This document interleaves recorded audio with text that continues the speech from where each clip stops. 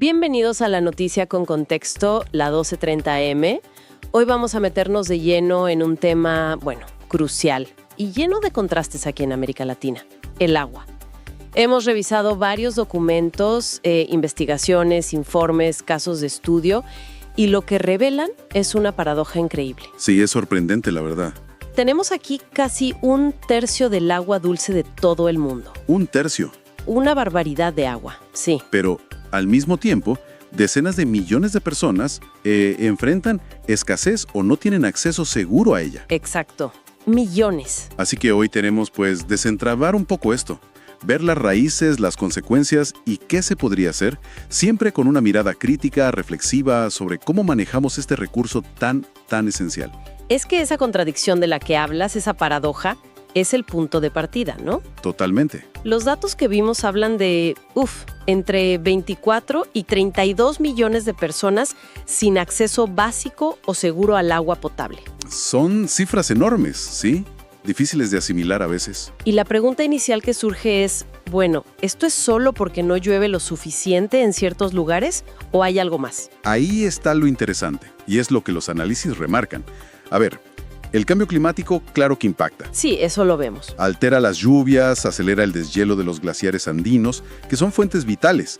Pero el problema central, si miras la región en conjunto, no es tanto la falta de agua física. No es la disponibilidad total, entonces. No principalmente. Es una crisis sobre todo de gestión y de gobernanza. Ahí está el meollo. Ok, cuando decimos gobernanza, para que quede claro para todos, estamos hablando de cómo se toman las decisiones sobre el agua, ¿verdad? Exacto.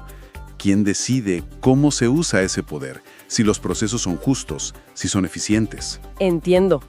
Y los informes, señalan fallos muy serios ahí. Por un lado, la contaminación. Sí. Es brutal. ¿Qué tan grave? Fíjate, más del 60% de los ríos, lagos, acuíferos están afectados. Y un dato alarmante, casi el 80% de las aguas residuales se vierten directamente, sin tratar. 80%. Es muchísimo, imagínate. Y esto viene de todas partes. La industria, la agricultura intensiva, las propias ciudades que crecen sin parar. Claro, y por otro lado, tienes la gestión deficiente, políticas que no se aplican bien o que son inadecuadas. Corrupción, que desvía fondos que deberían ir a mejorar las cosas. Fondos que se pierden. Exacto.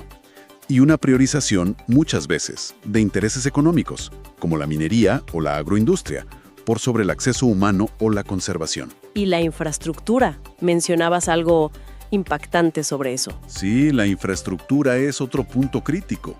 En muchos lugares es tan vieja, tan obsoleta, que se pierde hasta el 60% del agua que ya se trató antes de que llegue a las casas.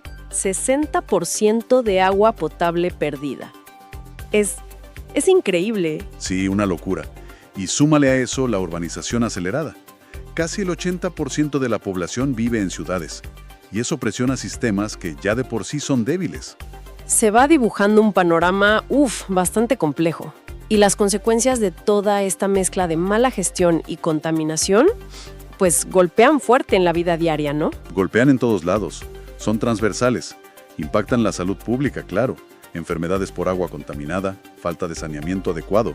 Directo a la salud. Directo, amenazan la seguridad alimentaria. Piensa que la agricultura usa más del 70% del agua dulce disponible. Si hay sequías o el agua está contaminada, la producción de alimentos se resiente. Claro, la comida en la mesa depende de eso. Y frena la economía. Hay estudios que proyectan caídas importantes del PIB regional, hasta un 15% para 2050 si no se toman medidas serias. O pérdidas de billones de dólares. Miles de millones. Y entiendo que esto no afecta a todos por igual, ¿verdad? Que agrava las desigualdades que ya existen. Profundamente. Ahí se ve la dimensión ética también. Las comunidades más vulnerables son siempre las más golpeadas. La gente del campo, comunidades indígenas, los barrios pobres de las ciudades. Los que menos tienen son los que más sufren. Exacto. Y a menudo son las mujeres y las niñas las que tienen que cargar con la tarea diaria de ir a buscar agua, a veces lejos, quitándoles tiempo para estudiar o trabajar. Una carga adicional. Y otra paradoja.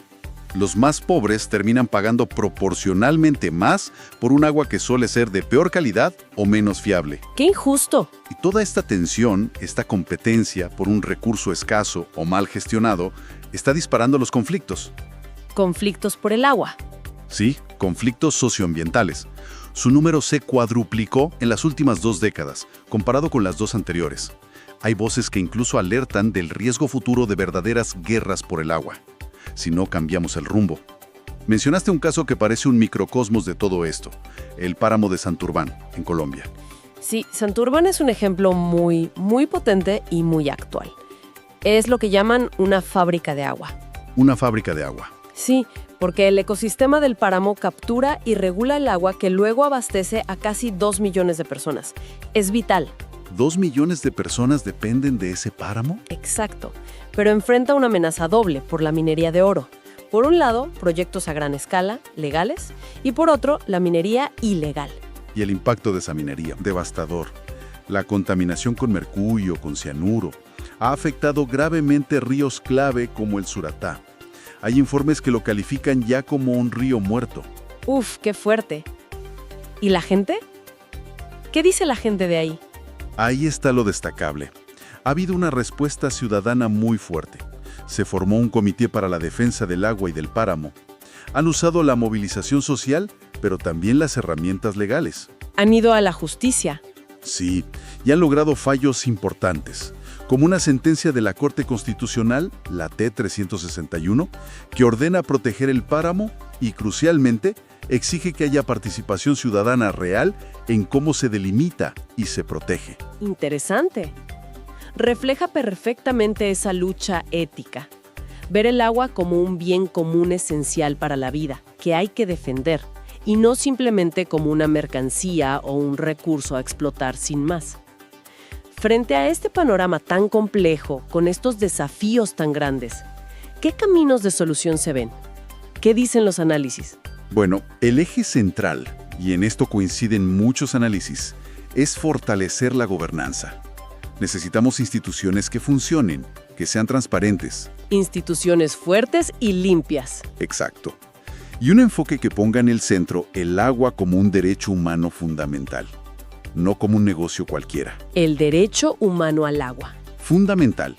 Y herramientas como el Acuerdo de Escazú son clave en esto, porque promueven el acceso a la información ambiental, la participación pública en las decisiones y el acceso a la justicia si se vulneran derechos o se daña el ambiente. Más transparencia y participación. Sí. Y por supuesto, se necesita invertir masivamente en mejorar la infraestructura para no perder tanta agua, en saneamiento, en tratamiento de aguas residuales. Y supongo que también proteger las fuentes, ¿no? Como los páramos que mencionabas. Absolutamente. Conservar esos ecosistemas clave, páramos, humedales, bosques, es crucial. Usar más lo que llaman soluciones basadas en la naturaleza. ¿Y qué más? Agricultura, industria. También, promover prácticas agrícolas que usen el agua de forma más eficiente y poner límites más estrictos y controlar mejor el impacto de las industrias extractivas. Tiene sentido. Y finalmente, algo que ya vimos en Santurbán. Fortalecer la voz de las comunidades locales, que puedan participar de verdad y fomentar la cooperación entre países, porque muchos ríos y acuíferos cruzan fronteras. Cooperación y participación. Exacto. En resumen, y para ir cerrando la idea, la crisis del agua en América Latina es mucho más compleja que simplemente si llueve o no. Es más profundo. Mucho más. Es una crisis de cómo administramos, cómo distribuimos, cómo valoramos este recurso vital. Una crisis agravada, claro, por el cambio climático y la contaminación rampante. Pero en el fondo es una cuestión ética profunda. Una cuestión de valores y derechos. Totalmente. Reconocer y sobre todo hacer efectivo el derecho humano al agua es la base indispensable para pensar en un futuro sostenible y justo en la región.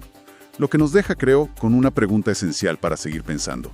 ¿Cómo pueden nuestras sociedades equilibrar esas demandas económicas, que existen, con la obligación ética fundamental de garantizar el agua como un derecho humano para todos y proteger las fuentes que nos sustentan a todos? Los leemos en comentarios. Gracias por compartir este análisis y por darle like. No olviden suscribirse. Subimos videos todos los días con contexto.